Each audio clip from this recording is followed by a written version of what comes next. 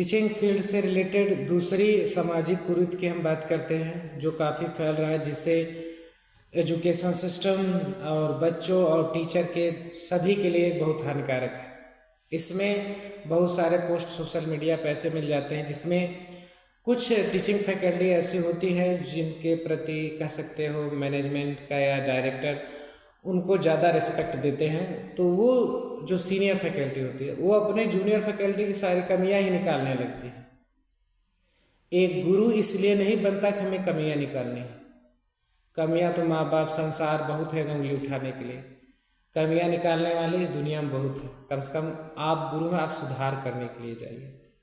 आप उनके सीनियर हैं, वो आपके जूनियर हैं। अगर आपको लगता है कमियां हैं तो सुधार कीजिए। और ऐसे पोस्ट के नीचे मैंने जब देखा तो एक कमेंट था कि ये हर जगह की दशा है, वास्तविकता है 98% है, हर जगह की दशा है। मैं भी इस सब फील्ड से काफ़ी एक्टिव हूँ, जानता हूँ। ये सब चीज़ें ऑब्वियसली बहुत तेज़ी से फैल रही है। इससे होता क्या है कि कमियां निकाल निकाल के जो अच्छा कर रहा है उसको या तो खराब कर देंगे या हटा देंगे, जिसके कारण बच्चों का भविष्य खराब होता है और खुद इंस्टीट्यूट भी अपना फ्यूचर खराब करता है। और फिर वो जो सीनियर होते हैं वो या तो पूरे सिस्टम को लेकर भ्रष्ट कर देंगे, नहीं दूसरी जगह चले जाएंगे।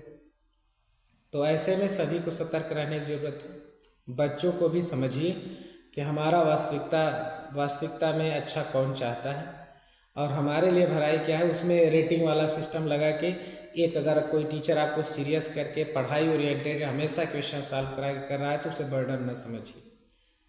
और जीवन में मैं बताया हूँ, जीवन का उद्देश्य ही होता है कर्म करना, मृत्यु के बाद आराम ही करना होता है। जीवन कर्म करने के लिए बना है, पूरे डेडिकेशन से कर्म कीजिए। और जो टीचर ज़्यादा डेडिकेटेड, ज़्यादा आपसे काम करा रहा है, मतलब वो आपको ज़्यादा मजबूत बना रहा है। और फालतू की चीज़ों में जो इन्वेस्ट कर रहा है वो आपकी एनर्जी, टाइम, माइंड सबको गलत दिशा में प्रयोग कर रहा है, जिससे आप धीरे धीरे पतित ही होंगे, आपकी उन्नति कभी नहीं होगी। इन सब चीज़ों से आपका भला नहीं होने वाला। इसलिए ऐसे टीचर को रेटिंग मजबूत कीजिए जो आपको मजबूत बनाए। हंसी मजाक सोशल मीडिया बहुत मिल जाएगा।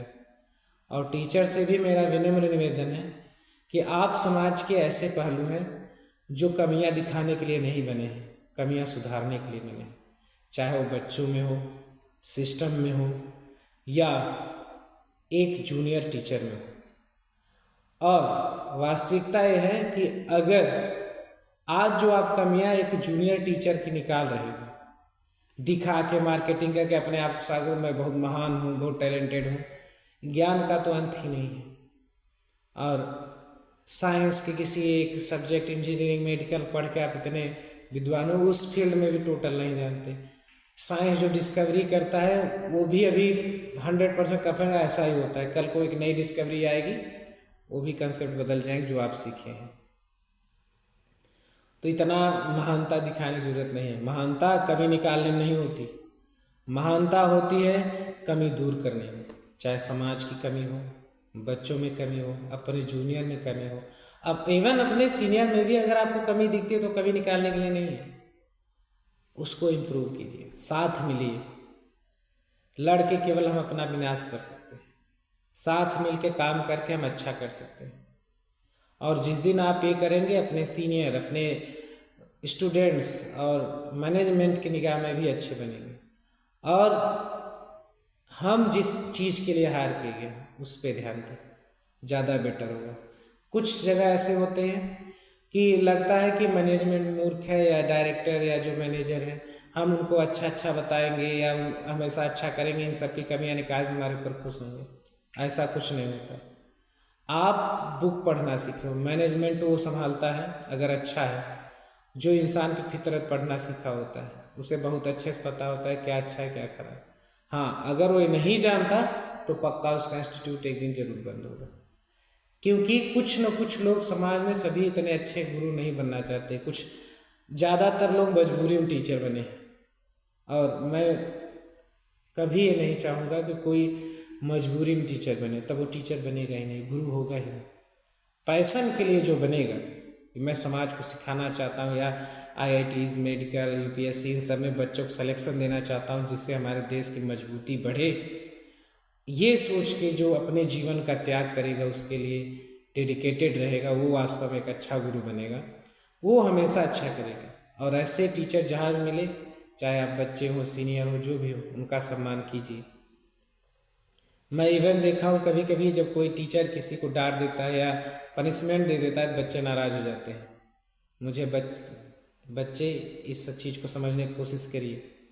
जब हम मेहनत करेंगे तो आपसे एक्सपेक्टेशन करेंगे।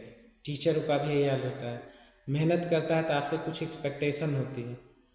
उसकी एक्सपेक्टेशन नहीं होती कि कल आप बड़े होकर उनको कमा कर दोगे या उनका कुछ प्रॉफिट हो। उनकी एक्सपेक्टेशन ये होती है, मैं मेहनत कर रहा हूँ ताकि आपका सिलेक्शन, वो अच्छा करना चाहते हैं।